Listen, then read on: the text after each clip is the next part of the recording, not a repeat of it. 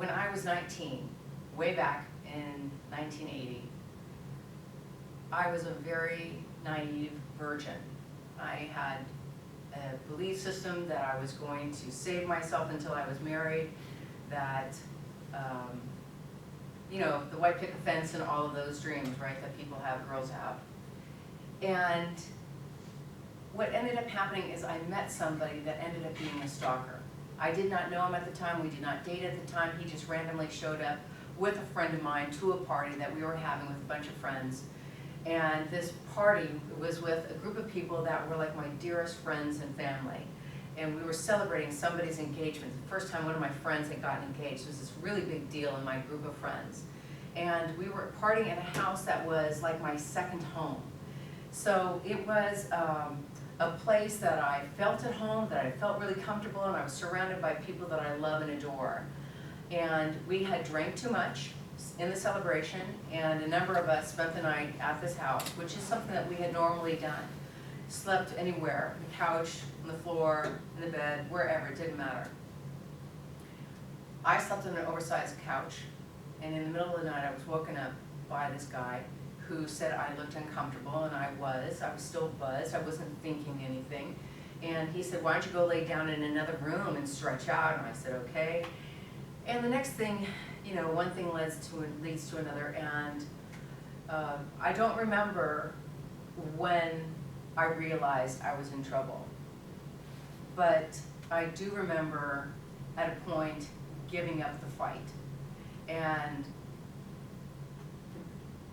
you know, I wish I could, you know, go into more detail, more time and all of that to help you understand mindsets.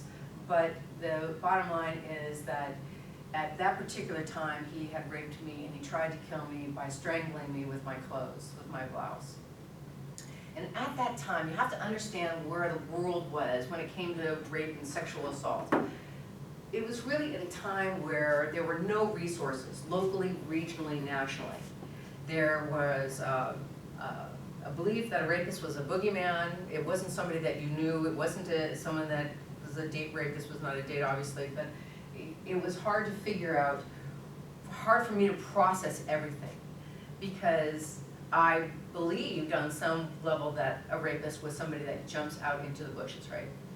So I told one person, and that person gave me what I thought was great advice, and they said, stay away from him, which I attempted to do. I did not report it, wasn't even sure how to go about reporting it. So I just thought the problem would go away. I thought that by trying to avoid him, by running from the problem, that would solve everything. But it turned into a big secret, a big snowball, ugly secret. So for the next 4 years, he had stalked me, raped me a second time by putting a date rape drug in my drink. I was at another party. I did not see him at the party, but the moment that the room started spinning and I was sliding to the floor, becoming paralyzed, which is what these date rapes do, I knew he was there. When I came to, I was in a room that was unfamiliar to me. He was on top of me, raping me. I was basically paralyzed with a little bit of movement in my neck. And there was a door to the bedroom that was open, a light was on in the hallway, and I was alert enough to see somebody walk in, what a person I call is a shadow, walked in, stared at what was happening, stayed there for a few seconds, and then